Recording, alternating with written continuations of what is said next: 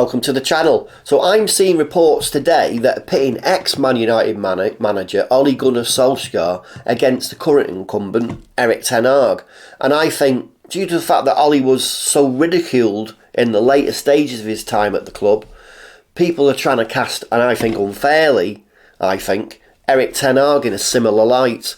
So for me, Ole Gunnar Solskjaer, let's get this straight, Ole Gunnar Solskjaer is a great of our club. I absolutely love him for the service that he gave to the club, both as a player and a manager. And I'm not going to slate the guy in any way, form. I mean, it's a fact. It's a fact that almost 99% of all of us fans could not have done a better job than him under the Glazers and with Ed Woodward keeping a close eye on things all the time. We couldn't have done a better job. So instead of just slating the guy without facts, let's look at the stats and see what they tell us. I mean, I could have gone two ways with this video. I could have just regurgitated what's being said in the press, or had a good hard look at the stats. So what I've decided to do is, let's have a look at the stats. So here we go. So let's begin by looking at Ole Gunnar Solskjaer and how he did as manager of United. So he managed the club for 168 games, beginning on the 19th of December 2018 and ending on November the 21st, 2021. So nearly 3 years he was a manager of the club. During that time, he won 91 of those 168 games, drawing 37 and losing 40. So over those 3 seasons, his teams scored a combined goal tally of 323 goals. They conceded 165 goals, giving him an overall goal difference of plus 158. So he scored 158 more goals than he conceded, and that gave him a win percentage of 54.17%, which isn't bad. I mean, Alex Ferguson over 26 years or whatever it was, he had a 64% win percent ratio. So 54, it's not so bad. These statistics that I'm reading out here, these are all available online. You can search for them. They're all regularly available to anybody that wants to see them. So let's have a look at Ten Hag's stats. Now, I know we can't directly compare Ten Hag to Ole, because Ten Hag's in his first season and Ole almost completed 3 seasons.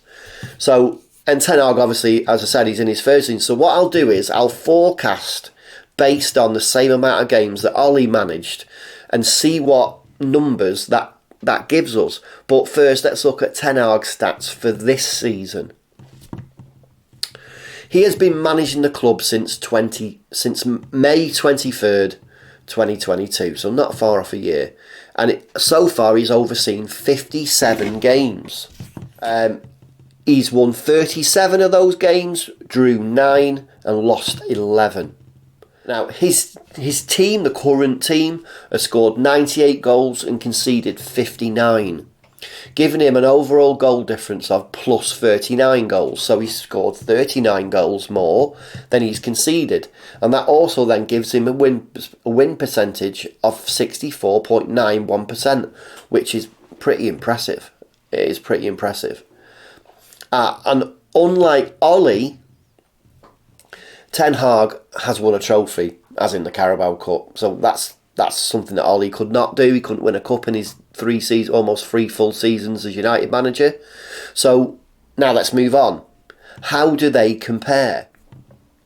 So we'll start by, and I know this isn't going to be overly accurate or scientific, but it will give us an insight into the correct state of a team compared to what it was in Ole's time. So Ole managed, as I mentioned earlier, he managed for 168 games. So to get an equivalent for Ten Hag, I'll multiply his number of games by 3. Just do it simply. So 3 times 57 games gives us 171 games. So now we have to do the same for the rest of Ten Hag's stats.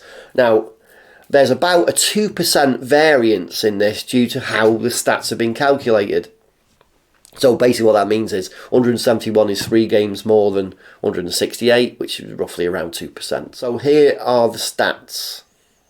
So the stats are pretty significant. So I'm going to read them from this tablet.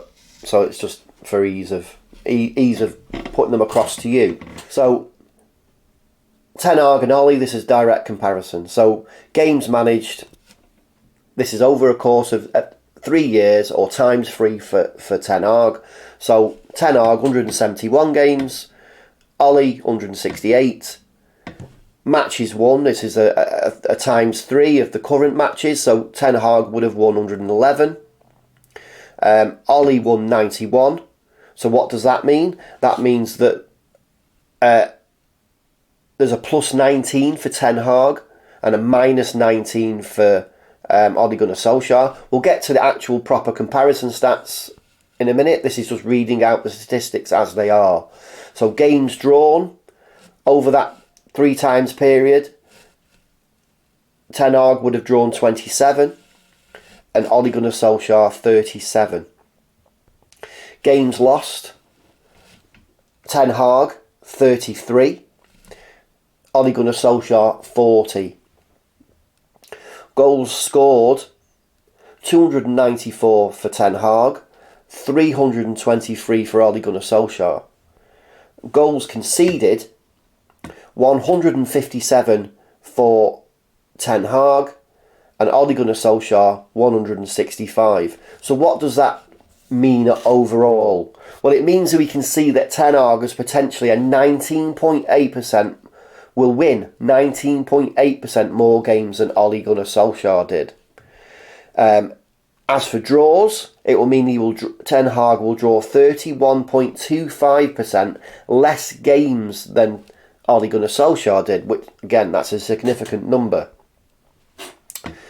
Ole would have lost 19.17% more games than Ten Hag, which again is significant. Ole's team would have scored 9.4% more goals, which that is the only negative for the current side. So we're comparing the current side against Ole Gunnar Solskjaer's time, and the only negative is goals scored. Ole Gunnar Solskjaer's team scored 9.4% more goals than Ten Hag's current side. So on to goals conceded. Ten Hag's team would have conceded 4.96% fewer goals than Ole's. So what can we take from all those figures? I think it clearly shows that Ten Hag over a similar period would potentially do very well. And every statistic other than goals scored, his team, the current side, means we're just lacking goals. I mean, it just looks like we're lacking goals.